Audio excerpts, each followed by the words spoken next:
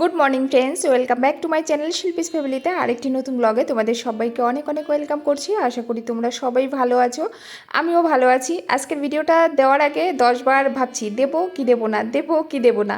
এই করতে করতে করতে করতে ভাবলাম না, পোস্ট করেই দেই। এর কারণ হচ্ছে, রিজন হচ্ছে একটাই, কারণ ভিডিওটা এত ছোট হয়েছে। এত ছোট ভিডিও দিতে একদমই আমার ভালো লাগে না, কিন্তু সত্যি বলতে 2-3 দিন থেকেই তোমরা দেখতে পাচ্ছ শরীর গা ব্যথা করে। কেন এত গা ব্যথা হচ্ছে জানি না, হয়তো প্রচুর বৃষ্টি হচ্ছে বলে নাকি বুঝতে পারছি না। খড়গপুরে আপাতত খুব বৃষ্টি হচ্ছে, বৃষ্টি হলো, গরম তো কাটেনি। তো সকালবেলা ঘুম থেকে উঠেই ভাত করলাম, মেয়েকে স্কুলে পাঠাতে হবে। বড় মেয়ে তো স্কুলে যাচ্ছে না, কিন্তু ছোটো মেয়ে যেহেতু যাবে ভাতটা করতে হবে। ভাত, ডাল, আলু সেদ্ধ আমার কিন্তু অলরেডি বসিয়ে দিয়েছি, আর এই দেখো হয়েও গেছে। তো মেয়েকে খাইয়ে স্কুলে পাঠিয়ে দেবো। আর ওকে আজকে না ব্রেড আর জ্যাম দিয়ে দিয়েছি।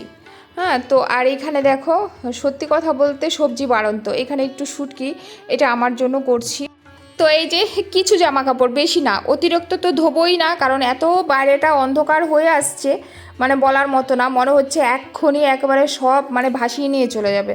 কিন্তু কি বলতো, হচ্ছে আবার গরম, ভ্যাবসা গরম, এসি ছাড়া তো থাকাই যাচ্ছে না ঘরে, এরম পরিস্থিতি। তো অল্প কিছু ভিজিয়েছি, যেহেতু বৃষ্টি বৃষ্টি ভাব, কিন্তু যেগুলো বাসি জামা কাপড় সেগুলো তো ধুতেই হবে। আর আমার নাইটিগুলো বিশেষ করে, আর আমি নাইটি এত চেঞ্জ করি না সারাদিনে, মানে তোমরা কল্পনাও করতে পারবে না। আর ওই দিন দেখো সমস্ত কিছু মুছলাম, আমার এই টিভি মুছতে ভুলে গেছি, কারণ টিভিতেও দেখি লাল লাল গুঁড়াগুলো, মানে ইটের গুঁড়াগুলো ভরে গেছে আর এই ঘড়িটাতে।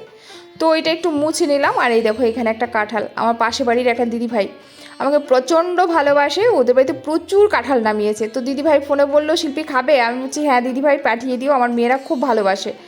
তো দিদিভাই আবার আরেকটা বোন দিয়ে পাঠিয়ে দিয়েছে, তো ওই বোনটাও খুব হেল্পফুল, খুবই ভালো।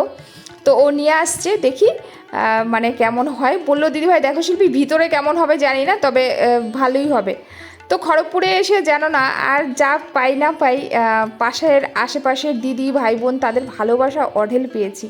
প্রচণ্ড ভালোবাসা ওরা আমাকে দিয়েছে, নয়তো এত বছর ধরে বাবা মা কত দূরে থাকে বলো তো, সেখান থেকে এই দিদি ভাইরা ভালো না বাসলে না সত্যি থাকতে পারতাম না, এতটা দিন কাটাতে পারতাম না। তারপর তো অবশ্যই রয়েছে গৌতম, গৌতম যদি ভালো না বাসতো তাহলে থাকতে পারতাম বলো একা একা এত দূরে। এখানে আমার আত্মীয় স্বজন, একটা কাকপক্ষীও আমি দেখতে পারি না, অনেকটা দূরে।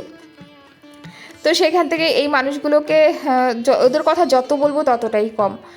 তো যাই হোক দেখো, সেরে সুরে তারপরে এই যে এসছি, একটুখানি মুখটা ধুয়েছি, স্নান হয়নি কিন্তু আমার, স্নান হয়নি, ভাবলাম একটু ক্রিম লাগিনি, নাইটিটা চেঞ্জ করেছি, মানে ঘেমে ঘুমে একসার হয়ে যাচ্ছি জানো তো। এত বৃষ্টি, তার মধ্যে এত ঘাম, এত বৃষ্টির মধ্যে এত ঘাম, একদম মানে ভিজে চুপচুপা হয়ে গেছি। তো এখানে মেয়ে বসে বসে পড়ছে, আমি যাব এখন রান্না করতে। আর আজকে রান্নাটা তোমাদের কাছে একটুখানি শেয়ার করব, তোমরা যেহেতু আমার রান্নাটা দেখতে ভালোবাসো, ছোট ভিডিও হলেও রান্নাটা তোমাদের কাছে শেয়ার করব। এটা হচ্ছে কালা পটল, আমার ঠাম্মির আমলে আমি দেখেছি ঠাম্মিকে প্রচুর করতে, যাদের প্রচুর মানে জ্বর হয়েছে, সর্দি হয়েছে, খেতে ইচ্ছা করে না, তাদের জন্য এই রেসিপিটা কিন্তু একদম পারফেক্ট। দেখো আমি পটলগুলো খোসা একটু একটু ছাড়িয়েছি, তোমরা নাও ছাড়াতে পারো। তো এটা মিক্সিতে সুন্দর করে পেস্ট করে নিয়েছি, এখানে অনেকগুলো রসুন একটুখানি থেতো করে নিয়েছি। এবারে কি বলো তো, দেখো রান্নাটা তাহলে বুঝতে পারবে। এর মেন আভিজাত্য হচ্ছে কালো জিরাটা যে বেটে পরে দেওয়া হয়, তার জন্য পুরো রান্নাটা কালো হয়ে যায়। বাট আমার ঘরে যেহেতু কালো জিরাটা খুব বেশি মেয়েরা পছন্দ করে না, আমি অতটা দিতে পারিনি, বাট তোমরা কিন্তু দিও। একটু শুকনো লঙ্কা দিলাম, তারপরে রসুনটা ফোড়ন দিলাম। এই দেখো এবার এইটুকু কালো জিরা আমি বেটে দিচ্ছি, কিন্তু আমার ঠাম্মিকে দেখেছি এত পরিমাণ কালো জিরা বেটে দিতে যে রান্নাটা পুরো কালোই হয়ে যায়, মানে পটলটা পুরো কালো হয়ে যায়। তো সেখান থেকে আমি খুব বেশি দেইনি, এই বললাম না একটাই রিজন, আমার মেয়েরা খেতে চাইবে না, গৌতম খুব ভালোবাসে। এবারে দেখো মোটামুটি অনেকটাই হয়ে এসছে, এবার আমি এই যে দেখো কালো জিরাটা দিয়ে দিলাম। কালো জিরাটা দেওয়ার পর বললাম না এমন কালার আসে দেখলে খেতে ইচ্ছা করে না, বাট আমি দিতে পারিনি, একটু কমই দিয়েছি, তবু খেতে দুর্দান্ত হয়। যাদের জ্বরের মুখ বা যাদের সর্দি লেগেছে তাদের জন্য কিন্তু খুব সুন্দর একটা পারফেক্ট রান্না, তোমরা অবশ্যই ট্রাই করতে পারো। তোমাদের কাছে একটুখানি শেয়ার করলাম, যদিও ছোট্ট ভিডিওর মধ্যেই তোমাদের এই জিনিসটাও শেয়ার করলাম। তো দেখো রান্না কমপ্লিট, সকালে ডাল হয়েছিল, আলু সিদ্ধ হয়েছিল, এখন হচ্ছে এই যে পটল, কালা পটল, ব্যাস এই তো। তো এই যে চলে এসেছি, একটুখানি বৃষ্টি কমেছে, সামান্য একটু কমেছে, আর ততক্ষণে ভাবলাম ঠাকুর ঘরের ফুলটা নিয়ে চলে যাই, নয়তো মানে বৃষ্টিতে ভিজে ভিজে আমাকে ফুল তুলতে হবে। আছে ছাতা, ভিজাতে ইচ্ছা করে না একটু সময়ের জন্য, মানে এইটুকু সময়ের জন্য ছাতা ভিজাবো, ছাতাটা আবার শুকনা করতে হবে, তারপরে ভাঁজ করতে হবে, মানে বোঝো অবস্থা। তো এই যে চলে এসেছি একদম ঠাকুর ঘরে। আর অ্যাকচুয়ালি সবজি টবজিগুলো একটু বাড়ন্ত, তো এই সপ্তাহে গৌতম বাজার যায়নি, ওই যে দেখেছো নেক্সট সপ্তাহে গেছিলো, তারপর আর যাওয়া হয়নি। তো যা ছিল তাই রান্না করেছি, আর হয়ে যাবে আমাদের একবেলা, তো রাত্রে রুটি রুটি যা হয়ে একটা করে নেবো।